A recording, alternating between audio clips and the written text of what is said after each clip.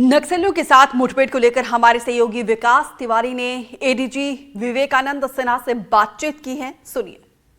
कैसे ये operation launch किया गया, कैसे क्या कुछ क्लू मिला तो बताएंगे। निश्चित तौर पे गरियाबंद में जो सुरक्षा बलों को सफलता मिली है एक बहुत बड़ी सफलता है और इसमें एक सीसीएम रैंक मेंबर सहित 2 स्टेट कमेटी के मेंबर मारे गए।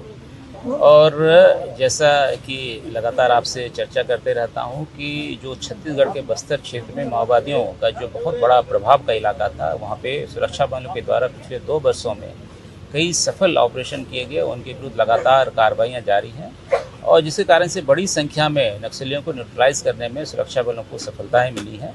इसके कारण से जो सीपीआई माओवादी जो एक प्रतिबंधित संगठन है, उसके द्वारा अपना नया आधार इलाका बनाने के लगातार प्रयासरत हैं और बस्तर क्षेत्र में जो नक्सलियों को जो सेटबैक मिला है, उसके कारण से अपनी रणनीति में उन्होंने बदलाव करते हुए उनका मेन मकसद है किस प्रकार से अपने कैडरों को बचाने का, अपने लीडरों को बचाने का, साथ ही साथ एक नया प्रभुत्व का इलाका, वर्चस्व का इलाका बनाने का। उसी के तहत उनका प्रयास था कि जो उड़ीसा और जो छत्तीसगढ़ का जो सीमावर्ती क्षेत्र है, जिसमें जिला गरियाबंद धमतरी आता है और साथ साथ में उड़ीसा का भी क्षेत्र लगता है, उस क्षेत्र में एक नया इलाका बनाया जाए और इसको जो बस्तर के जो कैडर हैं, जो लीडर हैं, उनका एक शेल्टर पॉइंट बनाने के लिए उनके इस दिशा में ये लोग यहाँ पे काम कर रहे थे पिछले 1-1.5 सालों से। और साथ ही साथ जो उड़ीसा का लगा हुआ जो क्षेत्र है, वहाँ भी ये लोग लगातार आसपास मूवमेंट करते रहते थे। लेकिन सुरक्षा बलों ने लगातार पिछले 2 वर्षों में कार्रवाई की। इसके पहले भी एक सेंट्रल कमेटी मेंबर जो चलपति है यहाँ पे, उनको न्यूट्रलाइज करने में सुरक्षा बलों को सफलता मिली थी।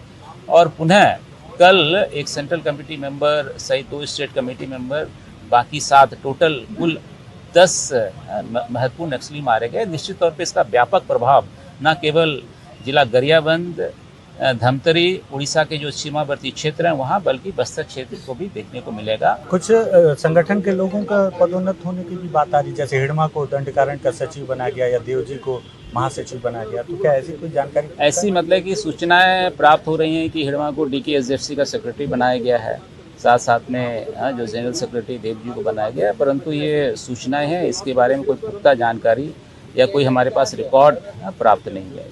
सरेंडर माओवादियों ने शायद बताया, कमलेश ने बताया शायद इस बात को सरेंडर करने के लिए। हाँ, मतलब कि सूचनाएं हैं, लेकिन इसका मतलब कि इसको फर्दर वेरीफाई हम कर रहे हैं कि वाकई में जो हमें मतलब कि जो सरेंडर कैडर ने बताया है या अन्य स्रोतों से जानकारी मिल रही है, उसमें क्या सच्चाई, कितनी सच्चाई, उसके बारे में हम वेरीफाई उसको कर रहे हैं। सर, माओवाद का जिक्र होता है तो हर किसी के जहन में एक नाम सबसे पहले आता है, हिड़मा का। क्या लगता है फोर्स किस तरह से मोटिवेटेड है? क्या हिड़मा को सरेंडर कराने पे ज़्यादा फोकस है या हिड़मा के साथ मुठभेड़ कर मार गिराने पर? मैं तो यही कहना चाहूँगा कि जो भी मतलब कि प्रतिबंधित संगठन है, जो मतलब गैर कानूनी संगठन है, उसका जो भी सदस्य है, सभी उसमें महत्वपूर्ण है और सभी अपनी जो भी उनको दायित्व उनके पार्टी के द्वारा सौंपा गया वो अपनी निभाते हैं और हमारे लिए सभी मतलब कि एक जैसे हैं।